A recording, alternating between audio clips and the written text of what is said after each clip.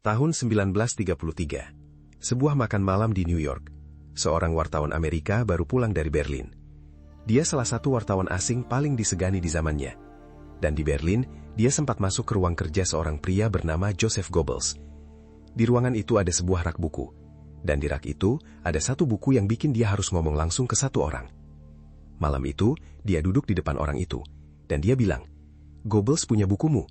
Goebbels lagi make bukumu. Buat kampanye menyerang orang Yahudi di Jerman." Orang yang diajak ngomong cuma diam, karena orang itu yang nulis bukunya. Dan orang itu, Yahudi. Namanya Edward Bernays. Lahir di Wina, keponakan Sigmund Freud. Dan malam itu, dia baru aja dikasih tahu satu hal. Buku yang dia tulis buat jualan sabun dan rokok, sekarang dipakai sama mesin yang lagi ngerencanain ngehapus bangsanya sendiri. Sekarang berhenti sebentar. Aku harus jujur ke kamu soal dua hal. Karena aku gak mau kamu percaya sesuatu yang salah cuma gara-gara ceritanya enak didengar. Pertama, buku yang ada di rak itu bukan buku yang kita bedah malam ini. Buku di rak Goebbels judulnya Crystallizing Public Opinion. Artinya kira-kira, cara mengeraskan pendapat orang banyak. Terbit 1923. Yang kita bedah malam ini judulnya Propaganda. Terbit 5 tahun sesudahnya. Penulisnya sama, isinya sejalan, tapi bukunya beda. Kedua, dan ini yang lebih penting. Satu-satunya sumber cerita ini Bernays sendiri. Dia yang nulis cerita itu di memoarnya, tahun 1965, 32 tahun sesudah kejadiannya. Gak ada sejarawan yang berdiri di ruangan itu, gak ada catatan dari si wartawan. Cuma pengakuan seorang kakek, soal obrolan yang cuma dia yang ingat. Dan kakek itu, seumur hidupnya kerjanya emang bikin dirinya sendiri kelihatan besar. Jadi pertanyaannya bukan cuma, Nazi beneran pakai bukunya atau enggak. Pertanyaannya, kenapa seorang Yahudi mau cerita, dengan bangga, kalau Nazi pakai bukunya. Malam ini kita buka buku itu, dan aku janji satu hal di depan. Di akhir video ini, aku tunjukin mesin yang sama persis. Masih jalan. Hari ini. Di layar yang lagi kamu pegang.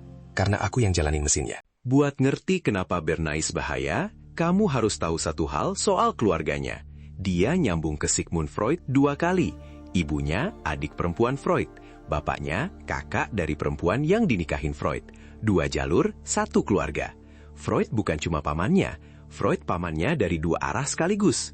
Waktu Bernays masih bayi, keluarganya pindah dari Wina ke New York. Dia gede jadi orang Amerika, tapi bayangan pamannya nggak pernah lepas. Dan disinilah semuanya berubah.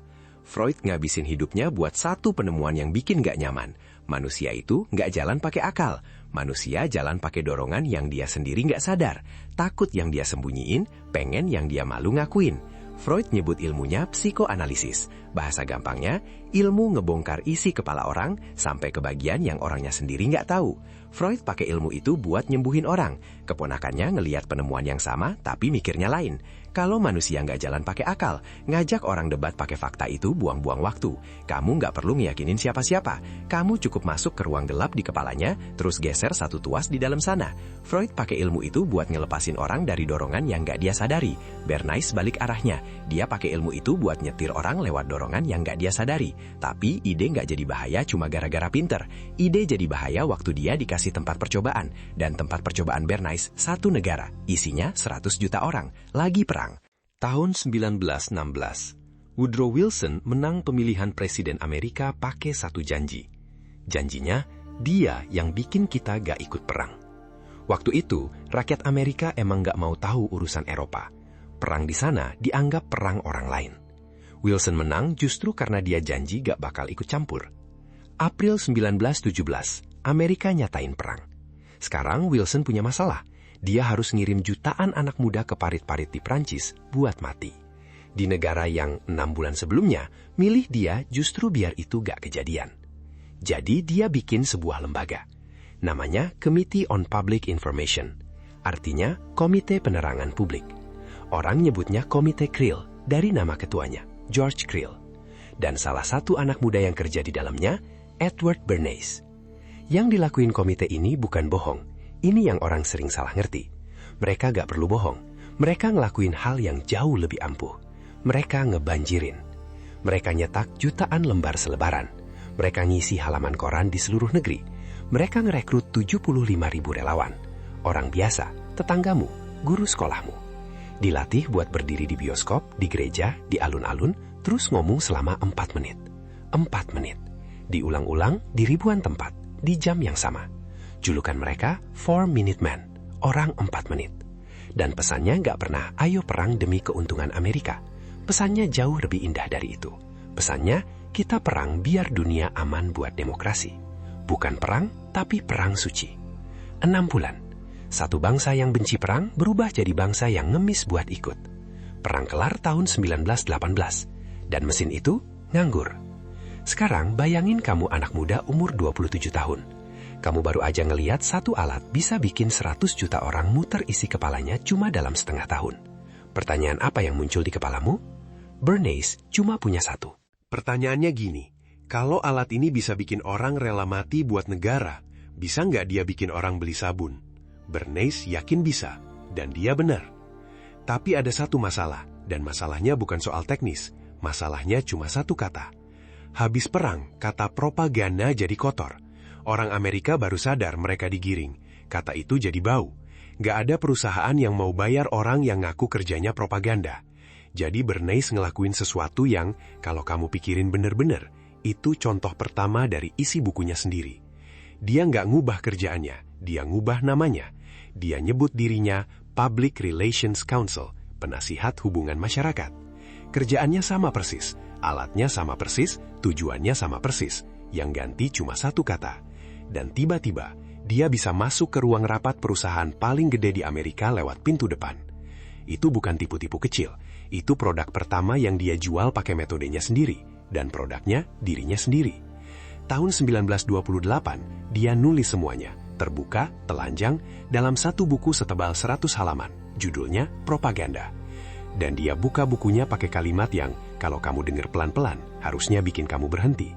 Dia nulis begini. Nyetir kebiasaan dan pendapat orang banyak, secara sadar, secara terencana, itu bagian penting dari demokrasi. Yang megang kendali mesin tak terlihat ini adalah pemerintahan yang tak terlihat, dan merekalah kekuasaan yang sebenarnya di negara ini.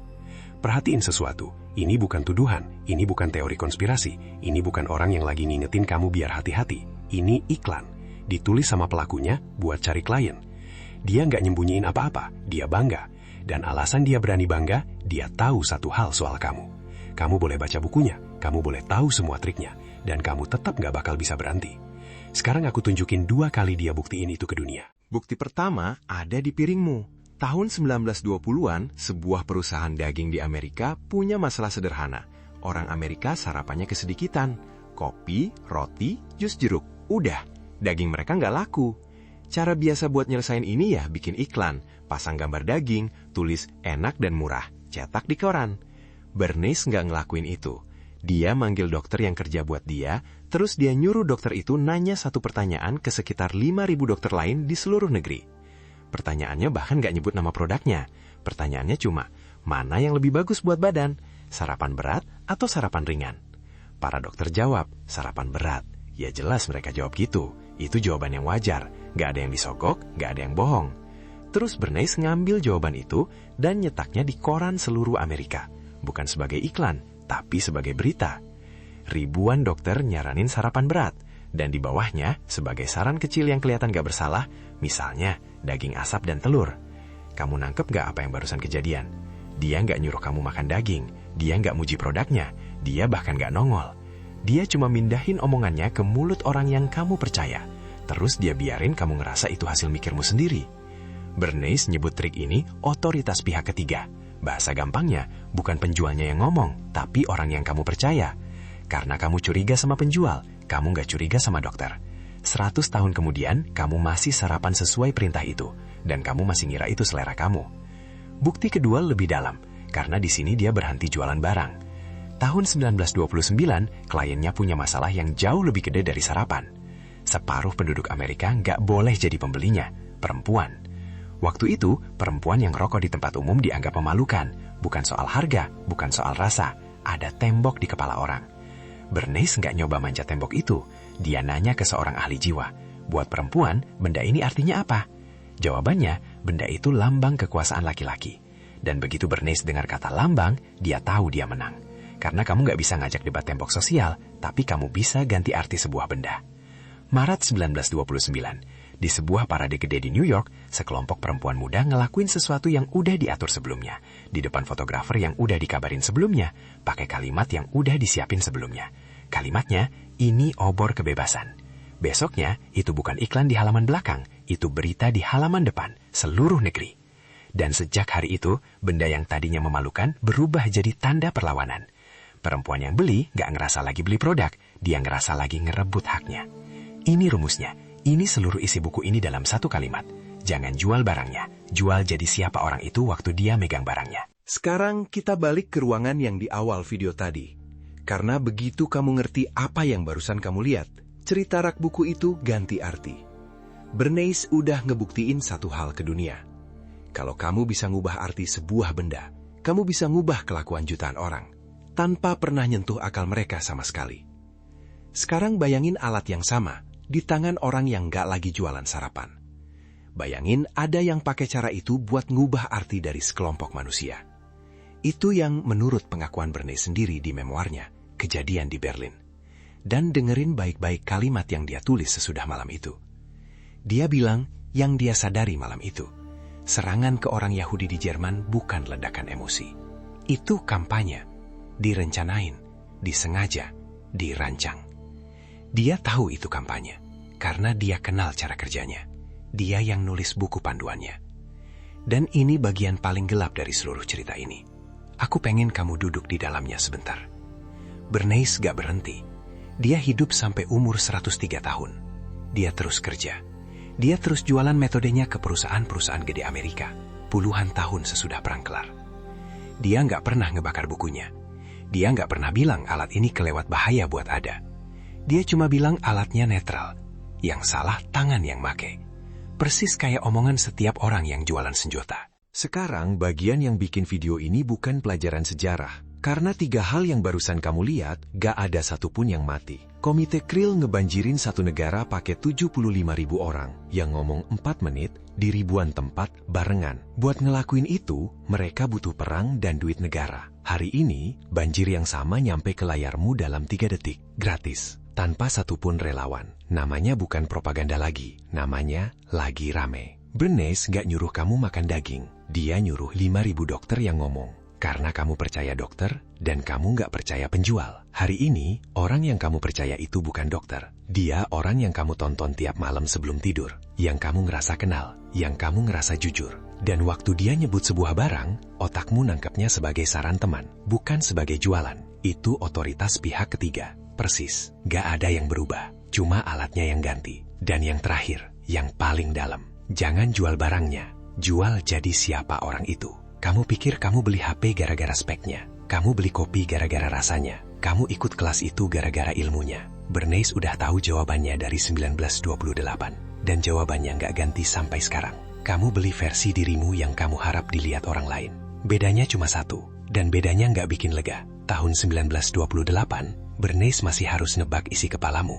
Dia sampai harus nyewa ahli jiwa cuma buat nanya, benda ini artinya apa sih buat perempuan? Hari ini, gak ada yang perlu nebak. Kamu ngasih tahu sendiri, tiap hari, gratis. Tiap kali jarimu berhenti sepersekian detik lebih lama di satu gambar. Sekarang aku harus jujur sama kamu.